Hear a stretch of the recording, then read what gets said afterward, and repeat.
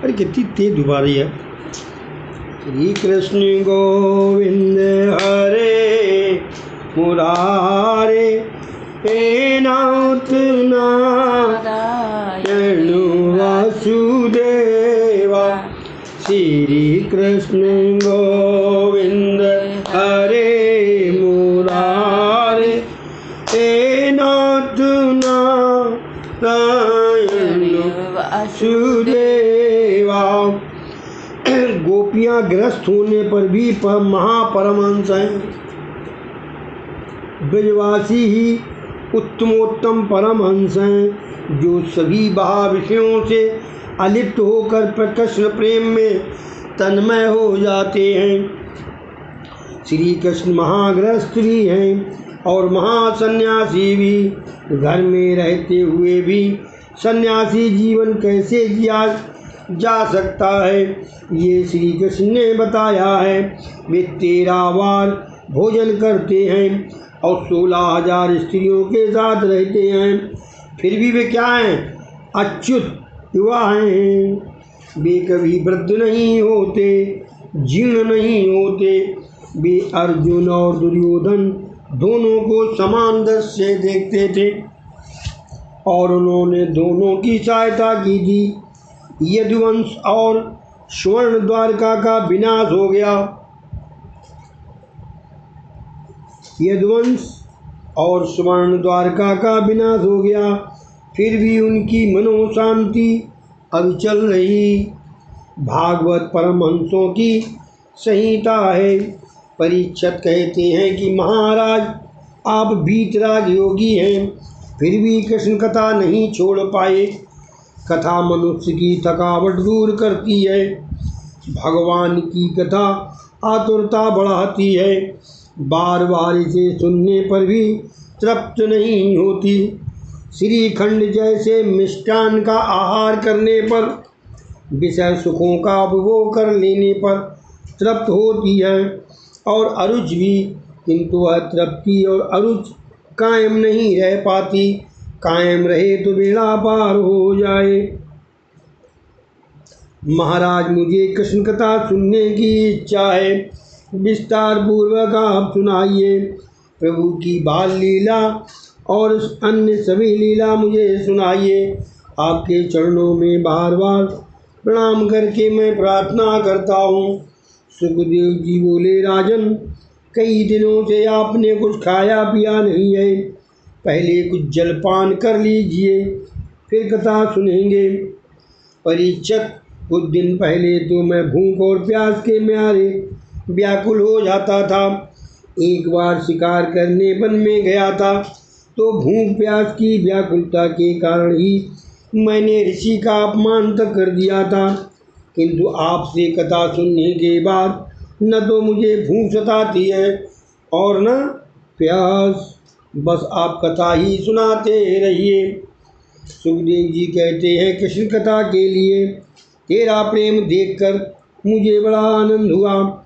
राजा, तेरे ही कारण मुझे भी कृष्ण कथा गंगा का अमृत पान करने का लाभ मिला। जब से कृष्ण कथा रूपी गंगा का प्राकट्य हुआ है, तब से भागीरथी गंगा का महत्व कम हो गया है। भागीरथी गंगा में स्नान करने से शारीरिक मलिनता तो दूर होती है, किंतु मानसिक मलिनता तो कृष्ण कथा से ही दूर हो सकती है। कृष्ण कथा तो जहाँ चाहो वहाँ प्रकट हो सकती है, किंतु वो भागीरथी गंगा अन्य किसी स्थान पर प्रकट होती नहीं है। सुखदेव जी राजा का आभार मानते हैं कि उसके कारण कृष्ण स्मरण और दर्शन का लाभ मिला। महात्मा तो कहते हैं कि 9वें स्कंद तक की कथा सुखदेव जी ने सुनाई और 10वें स्कंद की कथा स्वयं श्री कृष्ण ने सुनाई है। वैयासिकी स भगवान भक्ता सह। सुखदेव जी ने राधा कृष्ण से प्रार्थना की कि हृदय में विराजमान होकर वे ही कथा करें। ज्ञानी पुरुष मृत्यु को टालने का नहीं, सुधारने का प्रयत्न करते हैं। मृत्यु को सुधारते हैं कृष्ण कथा, कृष्ण नाम और कृष्ण भक्ति जिसकी मृत्यु सुधरती है उसे दोबारा जन्म लेना नहीं पड़ता। बैर और वासना जीवन को बिगाड़ते हैं, उनके दूर होने पर ही जीवन और मृत्यु उजागर होते हैं। बैर और वासना को मृत्यु के पहले ही हटा दो, अन्यथा मृत्यु बिगड़ जाएगी। तुम बैरी को बंधन करो, फिर भी वो बैर बनाए रहे तो उसके पाप का साझीदार तुम्हें बनना नहीं पड़ेगा। दसम स्कंद में निरोध लीला है। ईश्वर में मन को लय करना ही निरोध है। श्री कृष्ण को अपने हृदय में रखोगे या श्री कृष्ण के हृदय में बसोगे तो मन का निरोध होगा। मन का निरोध ही मुक्ति है। धरती पर दैत्यों का उपद्रव बढ़ गया, लोग दुखी हो गए, पाप बढ़ गया। धरती से ये सहा न गया तो उसने ब्रह्मा जी की शरण ली। ब्रह्मादेव ब्रह्मलोक में नारायण के पास आए और पुरुष सूक्त से प्रार्थना करने लगे, नाथ अब तो कृपा कीजिए, आप अवतार लीजिए।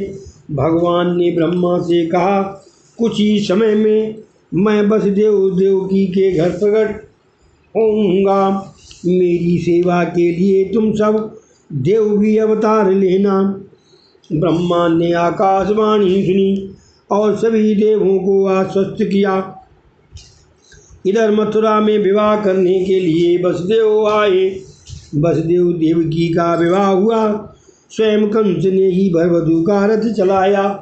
संयोग देखिए, कंस वासुदेव को बहुत सताए तो भगवान का प्राकट्य शीघ्र हो जाए। भक्तों के दुख भगवान से सहे नहीं जाते। पापी का दुख भगवान साक्षी के रूप में देख लेते हैं और सह लेते हैं, किंतु पुण्यशाली का दुख उन्हें सहा नहीं जाता।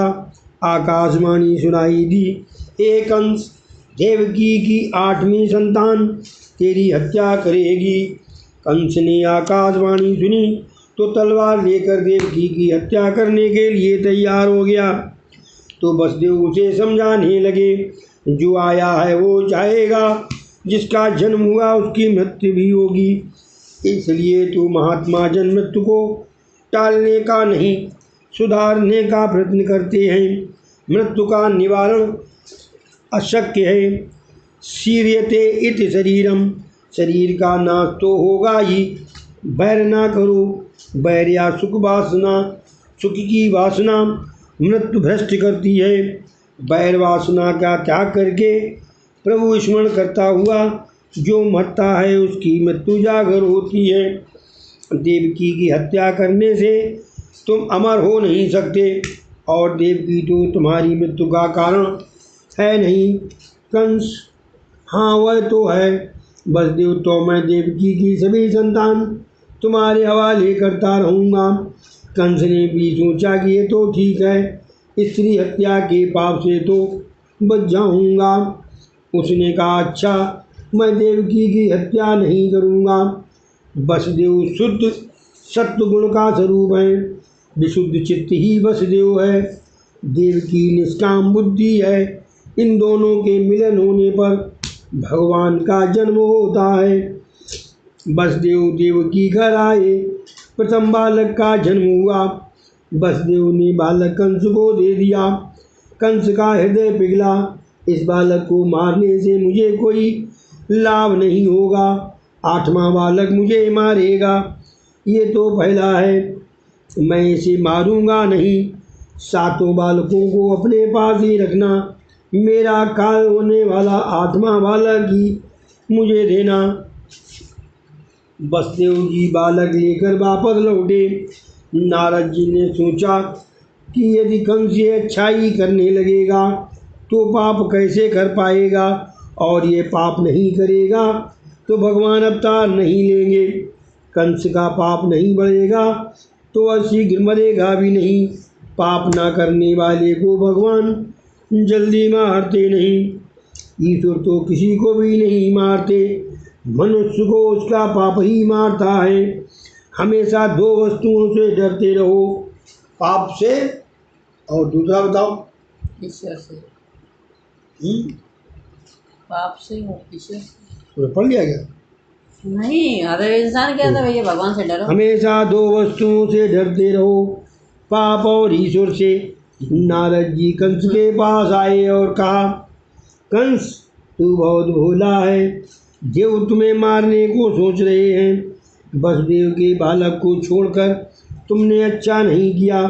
कोई भी बालक 8वां हो सकता है। यदि 8वें बालक को पहला माना जाए तो पहला बालक 8वां माना जाएगा। कंस, तो क्या मैं सभी बालकों की हत्या करता रहूं? नारद जी ने सोचा कि यदि मैं सम्मत दूंगा तो मुझे भी बाल हत्या का पाप लग जाएगा। दूसरों को पाप की प्रेरणा देने वाला भी पापी है। नारद जी, राजन, मैं तो तुम्हें सावधान करने के लिए आया हूँ। तुम्हें जो ठीक लगे वो करते रहना। और नारद जी नारायण नारायण करते हुए चले गए। नारद जी ने कंस के पाप को बढ़ाने के हेतु उसे उल्टा सीधा पढ़ा दिया। कंस ने बलदेव देवकी को कारागार में बंद कर दिया। बिना अपराधी बंधन में बंध गए। फिर भी उन्होंने मान लिया कि शायद ईश्वर को यही पसंद है। ये तो भगवान की कृपा ही है कि उनका नाम स्मरण करने के लिए एकांतवास मिला है। अतिशय दुख को भी प्रभु की कृपा ही समझनी चाहिए। कंस अभिमान है, वह जीव मात्र को बंद किए रहता है। वह जीव मात्र को बंद किए रहता है। सभी जीव इस संसार रूपी कारागृह में बंद हैं। हम सब बंदी हैं। जीव जब तक काम के अधीन है तब तक वो स्वतंत्र नहीं है। सभी बंदी ही हैं। वसुदेव देवकी कारागार में भी जागृत थे, जबकि हम तो सोए ही रहते हैं। हमारा जीव कारागार के एकांत में जागृत होने की अपेक्षा सोया ही रहता है। संसार में जो जागृत रहता है वही भगवान को पा सकता है। तो जो जागत है वो पावत है, जो सोवत है वो खोवत है। जो भगवान के लिए जागता है उसे ही भगवान मिलते हैं। कबीर जी ने कहा है, सुखिया सब संसार है, खावे और सोवे, और दुखिया दास कबीर है, जागे और रोवे। कबीर उनके लिए जागे और रोए, सोने भगवान मिले। मीराबाई उनके लिए जागी और रोई, सोने भगवान मिले। कंस ने देवकी की 6 संतानों की हत्या कर दी। माया का आश्रय लिए बिना भगवान अवतार नहीं ले सकते। शुद्ध ब्रह्म का अवतार हो नहीं सकता। यदि ईश्वर शुद्ध स्वरूप से आए तो जो भी उनका दर्शन पा सके उसका उद्धार हो जाए। दुर्योधन ने द्वारकाधीश के दर्शन तो किए थे, किंतु माया से आवृत प्रभु के दर्शन किए थे। जो निरावृत ब्रह्म का साक्षात्कार पाता है उसे मुक्ति मिलती है। मायावृत ब्रह्म के दर्शक की मुक्ति नहीं होती। संभव है भगवान के अवतार के समय हम कीड़े मकोड़े होंगे, हमने भगवान के दर्शन तो किए होंगे, फिर भी आज तक हमारा उद्धार नहीं हो पाया है। योग माया का आगमन हुआ। उन्होंने 7वें ग्रह की रोहिणी के उदर में स्थापना की। रोहिणी सगर्भा हुई और दाऊ जी महाराज प्रकट हुए।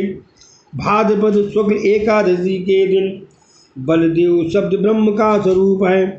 पहले शब्द ब्रह्म आता है और बाद में परम ब्रह्म। बलराम का आगमन होने पर ही परम ब्रह्म गोकुल में आते हैं। दाऊ जी ने आंखें खोली ही नहीं। जब तक मेरा कन्हैया नहीं आएगा मैं आंखें नहीं खोलूँगा। यशोदा जी पूर्णमासी से बलराम की नज़र उतारने की विनती करती हैं।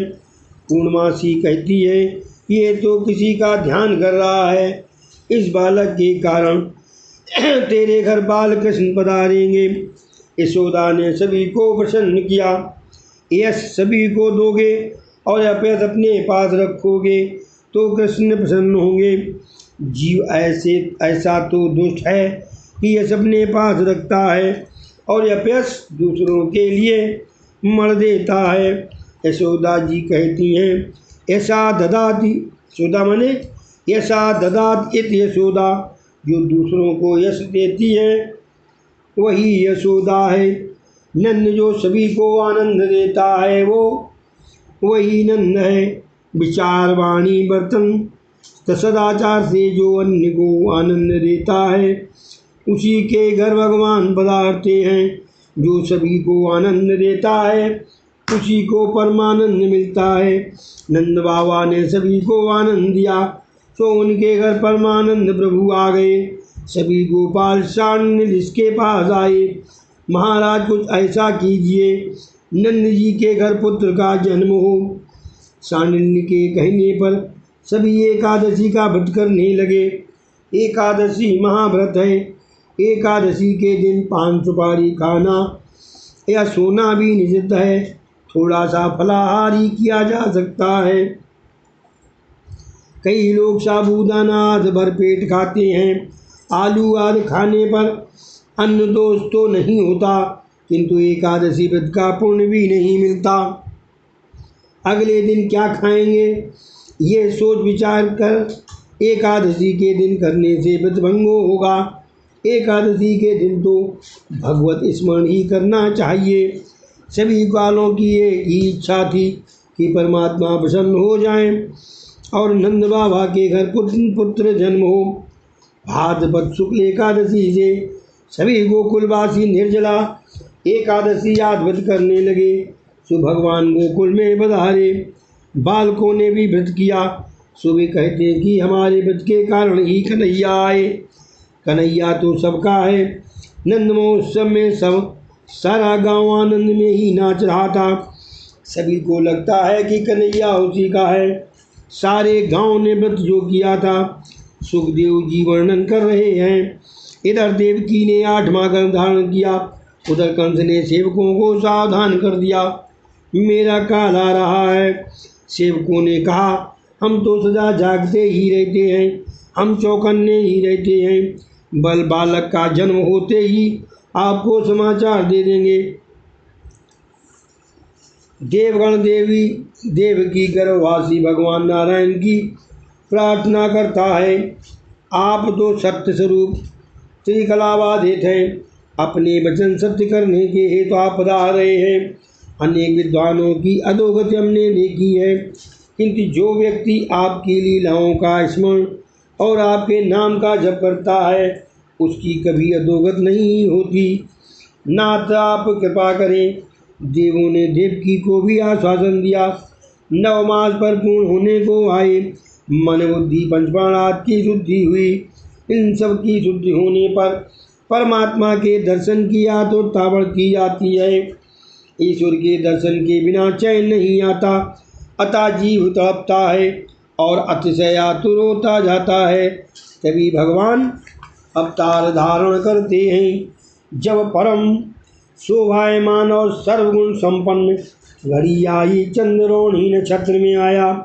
दिशाएं स्वच्छ हुई, आकाश निर्मल हुआ, नदी का नीर निर्मल हुआ। वन में पक्षी और भंवरे गुनगुनाने लगे। शीतल सुगंधित पवित्र हवा बहने लगी। महात्माओं के मन प्रसन्न हुए।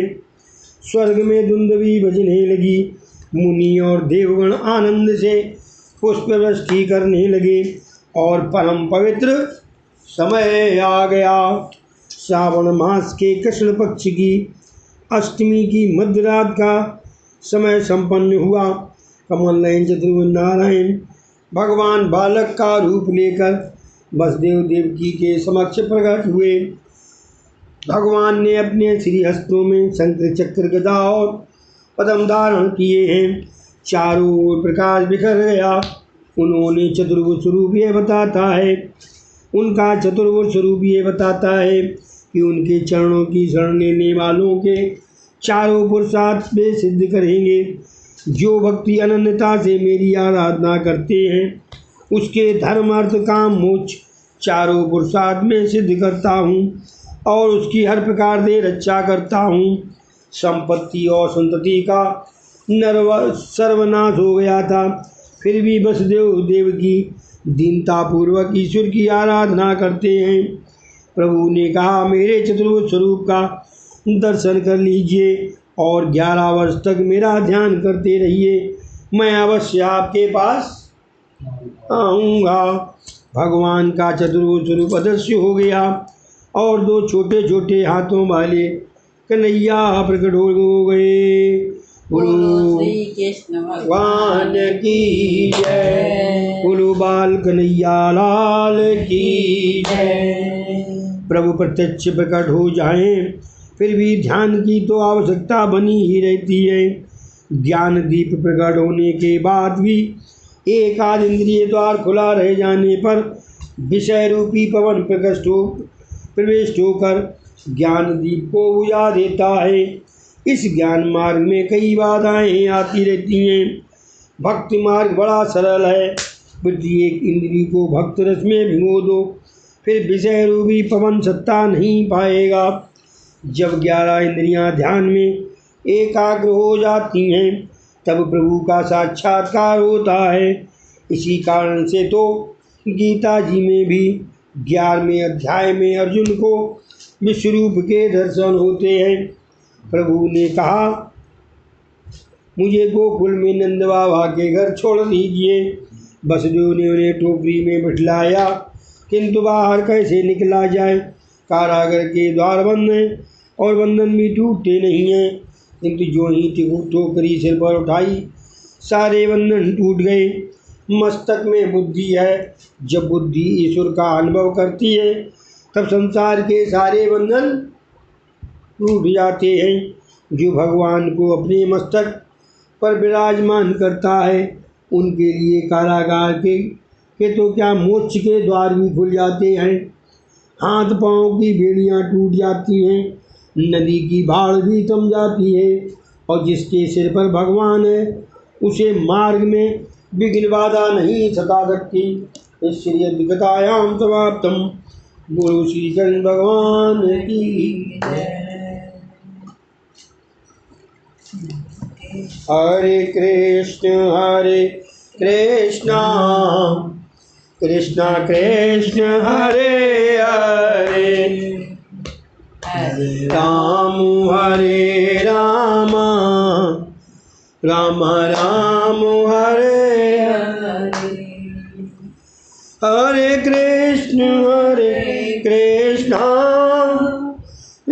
कृष्ण हरे हरे, हरे राम